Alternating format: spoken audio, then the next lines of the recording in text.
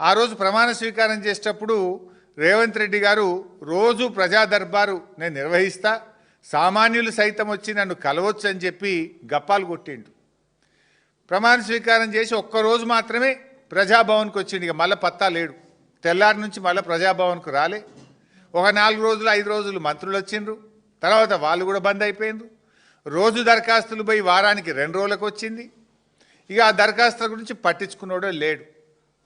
అంటే బిల్డప్ బాబాయ్ ఈ రేవంత్ రెడ్డి చెప్పిన మొదటి అబద్ధం ఇది. మేనిఫెస్టోలో కావచ్చు, ప్రమాణ స్వీకారం చెప్పిన తర్వాత ఈయన గారు చెప్పిన మొదటి అబద్ధం. ఇక్కడితో స్టార్ట్ అయింది ఈయన ప్రయాణం. ఏం మాట్లాడినా అబద్ధాలే, గోబల్స్. ఇప్పుడు కరీంనగర్ జిల్లా నుంచి ఒక రైతు, నేను పత్రికలో చదివిన విషయం చెప్తున్నా. గొడుగు నాగరాజు అనే రైతు ప్రజాభవన్కి వచ్చి ఫిర్యాదు చేసిండు.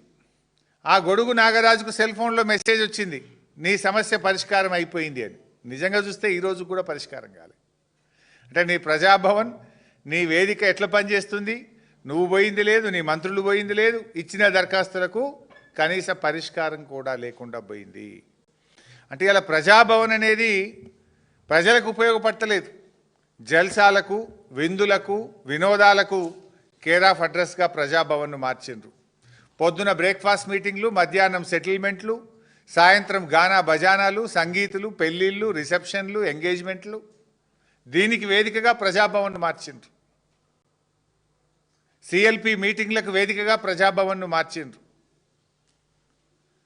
2 సంవత్సరాలుగా మీరు చెప్తున్నది అభివృద్ధి కాదు, అసమర్థత, పారదర్శకత కాదు, దోపిడీ, గ్యారంటీలు కాదు, గారడి.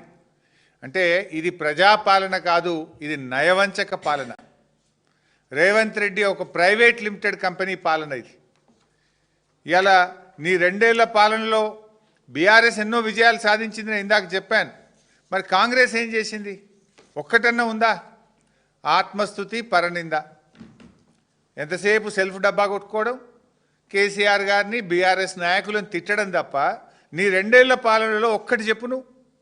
నేను 10 చెప్తున్నా. మిషన్ భగీరథ, మిషన్ కాకతీయ, 24 గంటల కరెంటు, కళ్యాణ లక్ష్మి, 1000 రూపాయల పెన్షను, 6 కిలోల బియ్యం. 2 ఏళ్లలోనే మేము చేసినాం ఇవన్నీ. నీ 2 ఏళ్లలో చేసింది ఒక్కటి చెప్పు, ఆత్మస్థుతి, పరనింద తప్ప.